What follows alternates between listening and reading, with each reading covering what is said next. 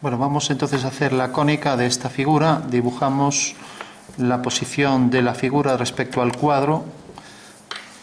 Como no nos han dado ningún dato, entonces podemos colocar el plano de cuadro tangente a la figura.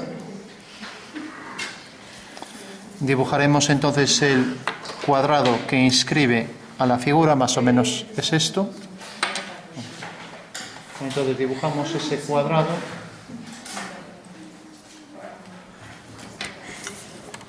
Lo vamos a colocar aquí pegado al cuadro. Y vamos entonces a hacer la perspectiva de este cuadrado, ¿no? Fijaros que la figura se supone que es ahí tangente a los 4 planos laterales del prisma que la inscribe, ¿no? Vamos a dibujar la perspectiva de este cuadrado y ya inscribimos luego la circunferencia interior, ¿no? Podríamos hacer también aquí la circunferencia para ver ya que esto es la perspectiva de un cilindro. Entonces cogemos la circunferencia inscrita y la marcamos ahí. Bueno, pues será la perspectiva de este cilindro.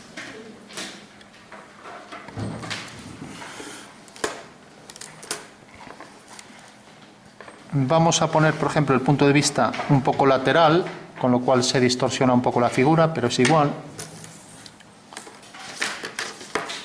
Vamos a colocar, por ejemplo, el punto de vista sobre una vertical. Trazamos aquí la posición del punto de vista. Estamos en planta, ¿vale? O sea que esto será V, esto será el plano de cuadro. Y ya rápidamente, para aprovechar el espacio, vamos a colocar la línea de tierra aquí inmediatamente, casi encima, casi tocando al cilindro. O sea que esta va a ser la línea de tierra. Y para ver la cara superior del cilindro, le daremos al punto de vista más altura que el cilindro, ¿no? Si lo pusiéramos aquí debajo, pues veríamos el cilindro así, o sea, no veríamos la cara superior. Entonces vamos a darle más altura, por lo menos un par de centímetros más que la altura del cilindro.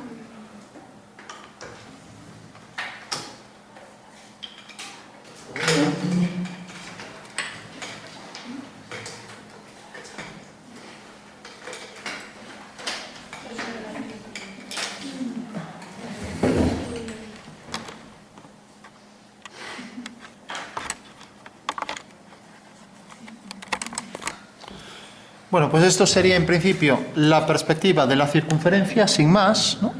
Decíamos, más altura que esto, entonces le podemos dar esta altura, más o menos unos 6-7 centímetros, pues más o menos por aquí, y ya veremos la cara superior del cilindro, ¿vale?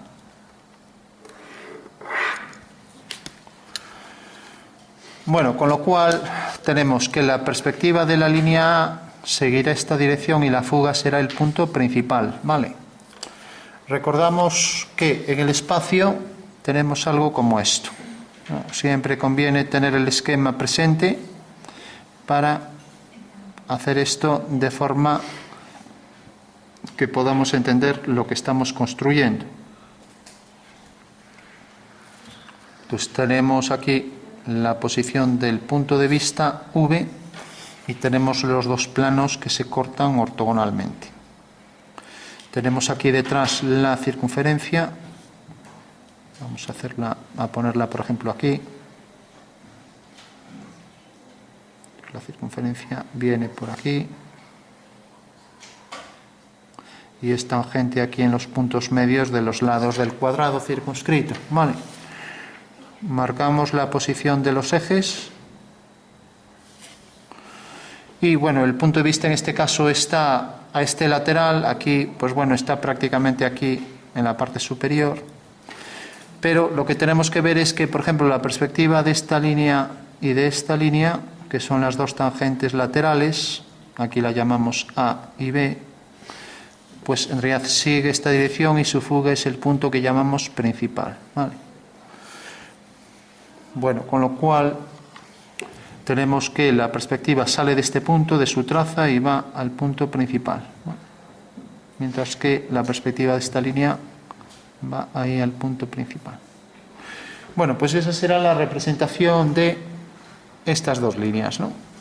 Entonces habrá que subir este punto y este, o sea, la traza de B y la traza de A, habrá que subir estos dos puntos a la línea de tierra, o sea que prolongamos esta línea, corta aquí, prolongamos esta línea, corta aquí. Y ahora tendremos que subir el punto principal a la línea del horizonte. Recordad que era el método que veníamos utilizando casi siempre, ¿no? Eso quiere decir que la perspectiva de esas dos líneas pues será esta línea y será esta línea. Vale.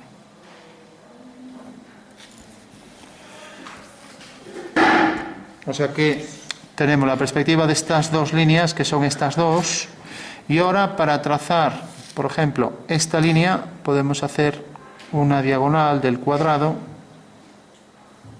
la llamaremos línea C. Sigue esta dirección por V, haremos exactamente lo mismo, la misma dirección para detectar el punto de fuga de esa recta sobre la línea del horizonte. Bueno, o sea que quedará aquí, la fuga queda en ese punto. Bueno. Por tanto, sale de este punto y llega hasta este punto, eso quiere decir que la perspectiva de esa línea será esta. Y como corta aquí, la perspectiva del cuadrilátero será este. De esta manera tendremos ya aquí la intersección de las diagonales, la posición de la circunferencia. En perspectiva, que será esta. Bueno, pues este que está aquí en este plano es lo que vamos a hacer aquí arriba. Tenemos la línea diagonal, que es esta. Es lo que llamamos la línea C. Sigue la misma dirección por aquí, como es una línea a 45 grados, cogemos esta longitud que hacemos aquí, este arco, y sabemos que esa es una línea a 45 grados. En consecuencia tenemos la fuga de C. Bueno, o sea que haremos una paralela a esta línea teniendo la fuga. Ahora ya solo tenemos que subir esa fuga al horizonte. Recordad que las fugas siempre las subíamos al horizonte, ¿vale?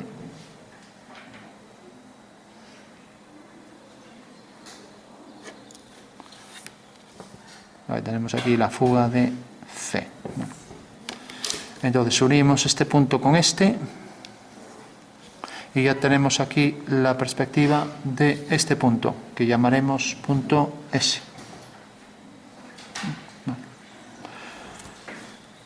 Bueno, con lo cual ya puedo hacer ahí una horizontal y ya tengo la perspectiva del cuadrado. Si hago lo mismo con la cara superior, tendré entonces ya, al unir las caras, el prisma al completo, el prisma circunscrito a la figura. ¿Vale? Bueno, todo el mundo entiende que la perspectiva de este cuadrado es este, ¿no? ¿Y por qué era alargado? ¿Por qué salía algo distorsionado? Porque, si os fijáis, la altura del punto de vista es esto y la posición de la circunferencia es esta. Teníamos que hacer esto dentro de un cono de 60 grados, así pequeño, para que no distorsionara. Todo lo que se alejara de ese cono iba a salir distorsionado. Entonces está bastante alejado y por eso se distorsiona. Dibujamos la otra diagonal y hacemos la horizontal, ¿vale?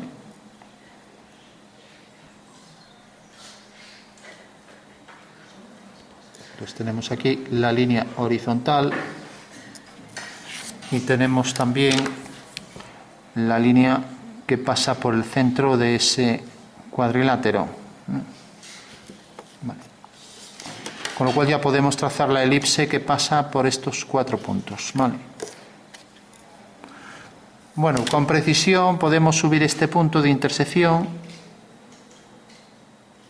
de manera que si subimos ese punto y fugamos, pues ya sabemos que una vez que subimos esto hasta la línea de tierra, a ver, hasta la línea de tierra, ojo con eso, hasta aquí, a partir de este punto unimos, y donde corta aquí a las diagonales son puntos de la elipse, ¿vale? Lo mismo aquí, donde corta esta diagonal, aquí arriba unimos con la fuga y serán también puntos de la elipse. Estos puntos, los dos, quedarán alineados en una horizontal y estos dos también, ¿vale? Bueno, una vez que tenemos esto, le damos la altura real, que es esta, la marcamos la posición de esa altura, podríamos medirla con el calibre. Sabemos entonces que la altura, a partir de esta traza, llega hasta ese punto. Entonces, a partir de aquí ya podemos fugar hacia la fuga y obtener el cuadrilátero que queda en la parte superior, ¿no? Entonces hago el cuadrado ahí arriba, trazo por aquí una horizontal, por este punto una horizontal,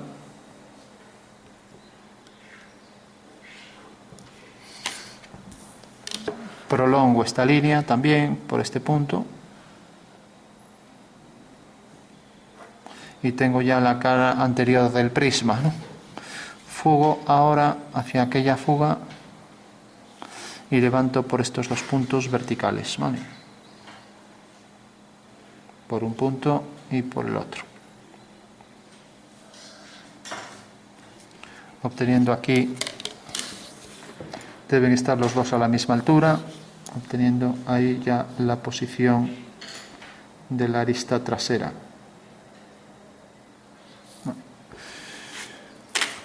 Bueno, pues ya tengo el cuadrilátero superior, con lo cual también podría hacer la circunferencia de la cara superior y ya tendría completa la figura si uno, mediante tangentes, los extremos de las elipses, ¿no? Entonces hago las dos diagonales para cuadrar ahí la posición exacta de la elipse. Dibujo aquí la horizontal.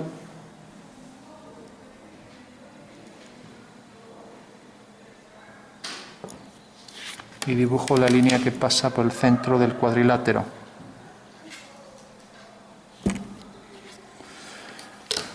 Vale.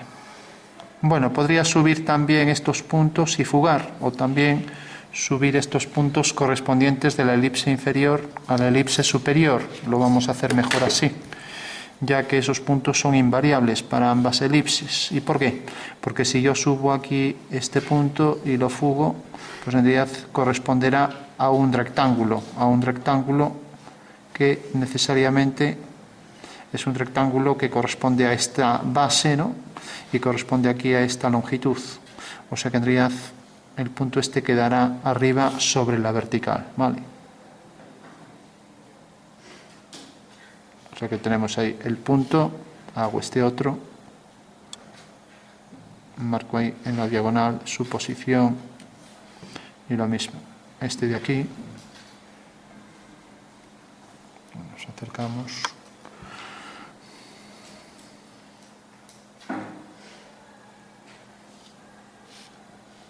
y el último punto.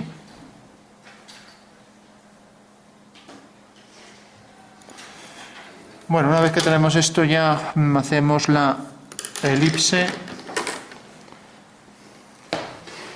tanto de la cara superior como de la inferior.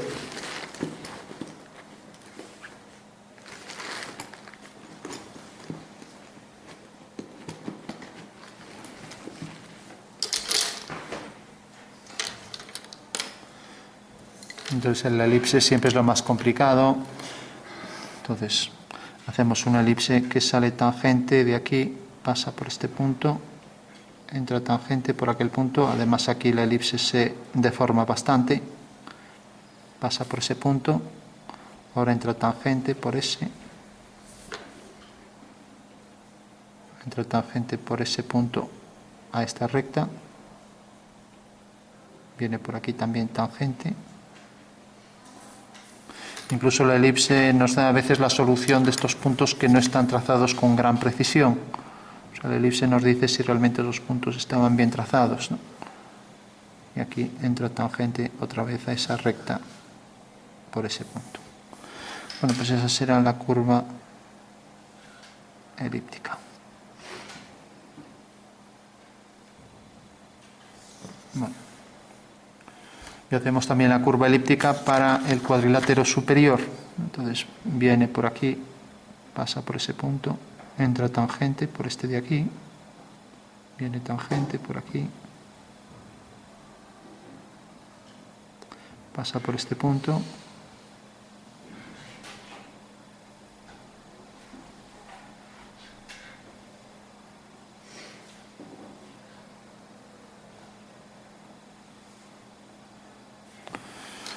Bueno, y una vez que tenemos las dos elipses, haremos las tangentes verticales comunes a ambas, ¿no?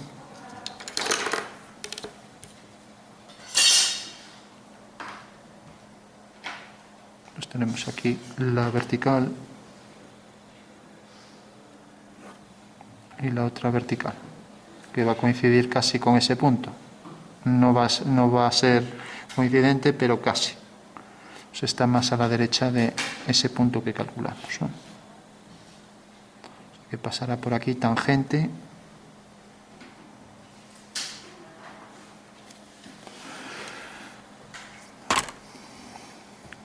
Bueno, pues esa sería ya, y vamos a remarcar las líneas finales. Entonces ya a tinta, entonces viene por aquí la elipse, es tangente aquí, viene por aquí detrás, y ahora va a ser tangente aquí al contorno del cilindro. Mientras que aquí arriba tenemos este arco por aquí.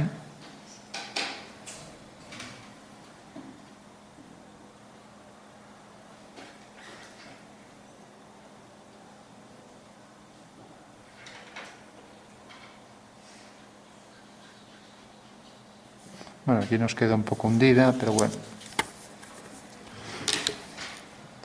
Y aquí las tangentes comunes. Y lo mismo aquí.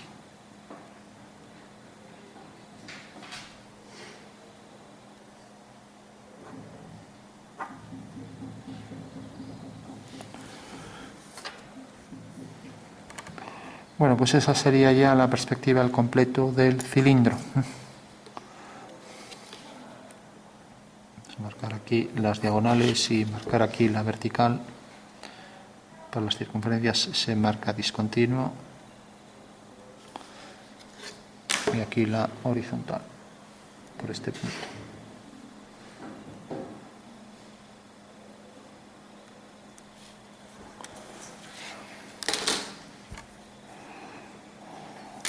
Bueno, pues ese sería el fundamento. Recordamos, ahora podríamos recortar este ejercicio por aquí y colocar esto aquí, y realmente sería la perspectiva de esa figura.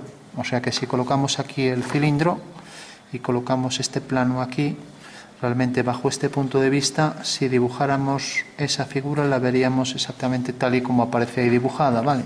Ese sería el fundamento de la perspectiva. Por último, remarcamos aquí las líneas discontinuas.